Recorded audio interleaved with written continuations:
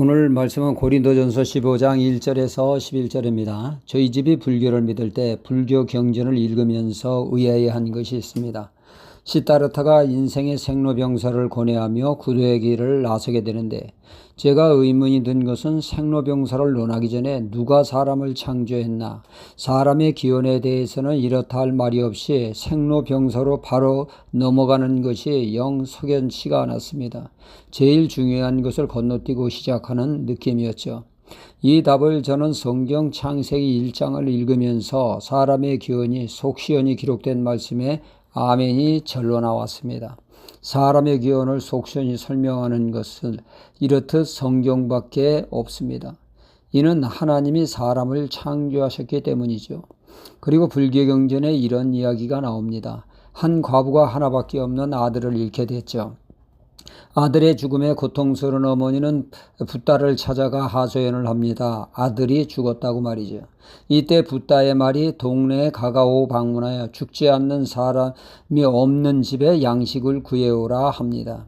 과부는 일어나 가가호 다니며 말을 하지만 한 톨도 과부는 얻어오지 못했습니다. 집집마다 안 죽은 사람이 없으니 말이죠. 붓다는 이게 인생이니라 하고 끝을 맺습니다. 이와 유사한 장면이 성경에 나오지 않습니까? 나인성에 사는 한 과부가 있었습니다. 그 과부의 아들이 그만 죽게 되었죠. 장래의 운구를 따라가면 어머니는 구슬프게 울어댑니다. 그 누구도 그 모습에 마음이 짠할 수밖에 없죠. 이때 예수님은 상요를 멈추게 하고 관에 손을 대시며 청년아 일어나라 하자 그 즉시 청년은 벌떡 일어나 다시 살게 됐습니다. 똑같은 상황에 붓다의 말과 예수님과의 말의 차이는 하늘과 땅 차이만큼이나 납니다. 붓다가 말하는 죽음이 그것이 인생이다. 어찌할 수 없으니 받아들이라 하는 말로 이건 사람이 할 수 있는 말입니다. 그러나 예수님이 청년아 일어나라 하신 말씀은 생명의 주관자이신 하나님만이 하실 수 있는 말씀입니다.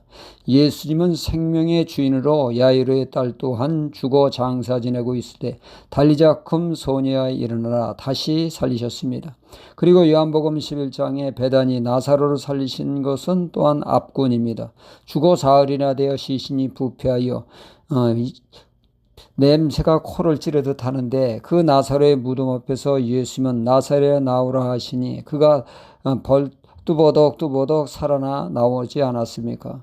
요한복음 11장 25절과 26절에 예수께서 가라사대 나는 부활이요 생명이니 나를 믿는 자는 죽어도 살겠고 무릇 살아서 나를 믿는 자는 영원히 죽지 아니하리라. 이것을 내가 믿느냐 부활을 말씀하셨습니다. 나사로의 다시 살음과 나인성 과부의 아들과 여이로의 딸 등의 다시 삶은 의미도 있지만 예수님의 부활은 더더욱 큰 의미를 지니게 되죠. 예수님은 성경대로 십자가에서 죽으셨고 장사 지낸 지 3일 만에 부활하심으로 말씀대로 이루셨습니다. 예수님의 부활은 가상이요 또 지어낸 허구가 아니요 역사적 사실임을 말씀하고 있죠. 예수님의 부활의 증인으로 사도 바울의 회심이 이를 더 잘 증명하고 있습니다.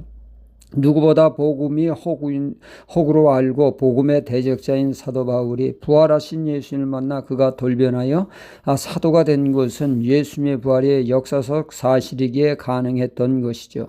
그리고 사도 바울은 얘기합니다. 지금도 예수님의 그 부활을 목도한 자들이 태반이나 살아있다고 예수님의 부활이 역사적 사실임을 증거하고 있습니다.